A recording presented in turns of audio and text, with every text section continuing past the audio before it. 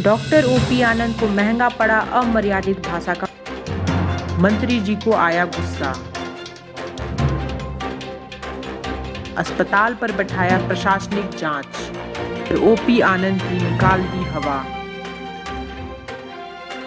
OP आनंद प्रकरण की कई सीन अब भी बाकी। समर्थन और विरोध के खूब जोर आजमाइश। आखिरकार आरआईटी पुलिस ने डॉक्टर ओपी को उनके आवास से किया गिरफ्तार। सरायकेला थाने में 8 घंटे तक पुलिस ने डॉक्टर ओपी आनंद से की पूछताछ। जज ने सुनी बेटी की पुकार। डॉक्टर ओपी आनंद सलाखों के पीछे। क्या की आखिर बेटी को दोपहर 1 बजे के करीब 111 लाइफ सेव हॉस्पिटल रितिपुर में। उसके बाद एक्चुअली उनको मेन दिक्कत ये था कि उनका ऑक्सीजन लेवल उस टाइम 85 था। उसके बाद जब उनको वहाँ एडमिट कराया गया, एडमिशन के टाइम पे हमसे 2 दिन का एडवांस मांगा गया 70,000 रुपये, जो मैंने वहाँ पे डिपॉजिट किया।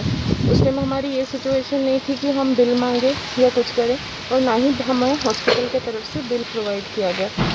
मैंने वहाँ पे जो भी फॉर्मेलिटीज़ थी, एक कंसेंट लेटर था, मैंने वो साइन किया, और मैंने वहाँ पे सरिता आनंद थी रिसेप्शन पे, जो कि आई थिंक डॉक्टर ओपी आनंद की वाइफ है, तो मैंने उसको दिया।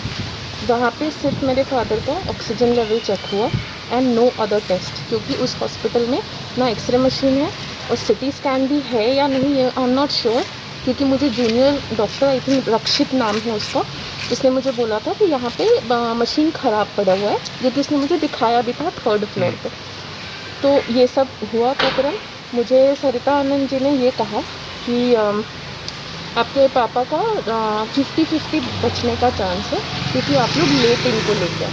मेरे फादर का पॉजिटिव रिपोर्ट आया था 21 को, एंड उसके बाद उनको कोई सिम्टम नहीं था।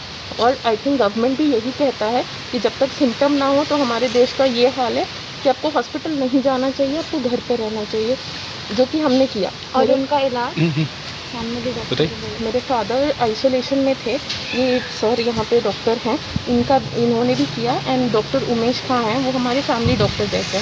पापा का सिटी स्कैन भी हुआ था, और उसमें उनका सीवीएटी टेस्ट 10 था, जो कि मॉडरेट होता है, जो कि अभी के वेट में मॉडरेट है। मैं मेडिकल स्टूडेंट तो नहीं हूँ, लेकिन जितना हम जानते हैं, जितना हमने रिसर्च किया, मुझे पता है कि कितना लेवल, कितना स्कोर होना चाहिए। तो एक दिन का कितना चार्ज लिया गया था आपसे? 35,000 रुपये, जो कि हम जिस दिन गए तो हमें 70,000 लिया गया, जो कि 2 दिन का एडवांस था। कितने दिन रहे थे आपके पापा? 26 को हमने एडमिट कराया था, एंड 1 मई को 11:30 बजे मेरे पापा नहीं रहे। तो आप ये समझ लीजिए 26, 27, 28, 29, 30 5 दिन का उन्होंने हमसे 1,65,000 रुपया लिया। एंड लास्ट डे जिस दिन उनकी डेथ हुई है, उस दिन भी 5,000 रुपये कैश, मतलब कि 1,70,000। आपने इसके बाबत कहाँ कंप्लेन किया था?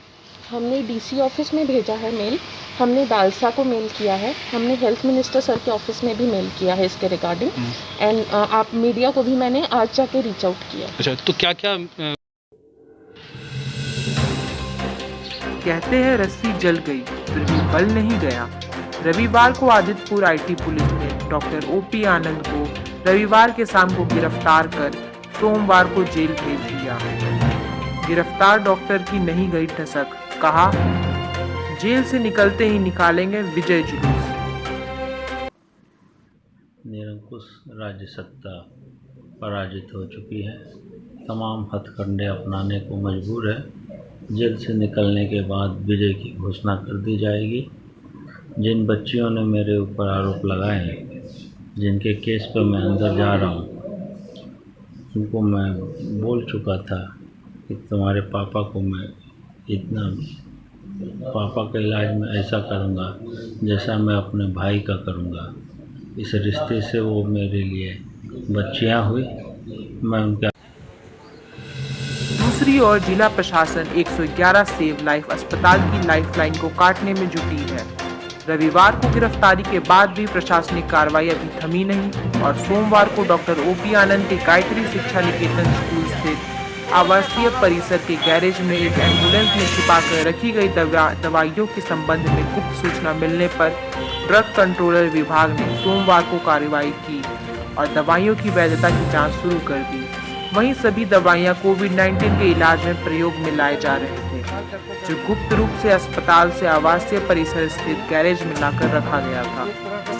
हम लोग आए थे जांच के क्रम में पता चला कि उनके द्वारा जो दवाई का संधारण है बिना लाइसेंस के किया गया है। तो वहाँ पे हम लोग ने सर्च किया तो ऐसा कुछ दवाई पाया नहीं गया, सब हटा लिया गया, खाली काउंटर था। वहीं अब के स्टाफ द्वारा क्लिनिक के द्वारा बताया गया कि बगल में स्कूल है, आप वहाँ चले जाइए, वहाँ मिल जाएगा। उसी जांच क्रम में हम लोग यहाँ आए तो एम्बुलेंस में देखें कि पूरा दवाई का जो स्टॉक था हॉस्पिटल वाला पूरा डंप किया हुआ है। जो एम्बुलेंस है उसमें ऑनलाइन देखने से पता चला कि डॉक्टर साहब के नाम से दर्ज है, कि आनंद जी के नाम से दर्ज है। तो ये अब कौन सी दवाई मिली है सर? इसमें बहुत प्रकार की दवाई है, कोविड में यूज होने वाली दवाइयाँ हैं, ऐसे लाइफ सेविंग ड्रग हैं, और भी दवाई है जिसके लिए लाइसेंस की आवश्यकता होती है, तो लाइसेंस इनके पास है नहीं।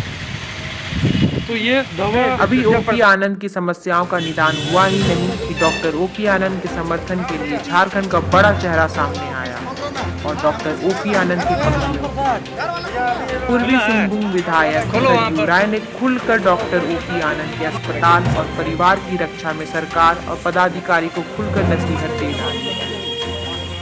उन्होंने दिखाया कि हम क्लिनिकली जांच हुई है पहले, और उसमें कहा है सब लोगों ने कि सारी चीज़ें ठीक हैं अस्पताल में, सिविल सर्जन का भी। उसके बाद फिर पहले एक ऑर्डर कैंसिल करके दूसरा ऑर्डर निकालना और किस धारा में कैसे केस किया है, तो इससे लगता है कि कोई ना कोई केवल ईगो का ही प्रॉब्लम मेरी तरफ से। इसके अलावा इतना ही कहना है कि इस तरह की ज्यादती जब होती है तो लोकतंत्र में सरकारों की छवि खराब होती है, और धीरे धीरे जब मामला सामने आएगा तो पुलिस प्रशासन की इससे विश्वसनीयता खत्म होती है, और जो भी प्रशासन के लोग हैं, स्वास्थ्य विभाग के लोग हैं, अगर वे तथ्य पर नहीं चलेंगे तो यही लगेगा कि ये किसी न किसी के एजेंट बनकर काम कर रहे हैं, तो इससे बहुत ख़राब मैसेज जाएगा। मैंने कल ही मुख्यमंत्री को कहा था कि ये सरकार की छवि धूमिल हो रही है, और ये अब पूरे प्रकरण में देखना है कि 111 सेव लाइफ अस्पताल पर सरकार की मंजूरी की कड़ी रुख रहती है या डॉक्टर आनंद को राहत देती है, या फिर अस्पताल की लाइफलाइन को काटती है। अब भी कई सवाल घेरे हुए हैं। Bureau report, Seraikela.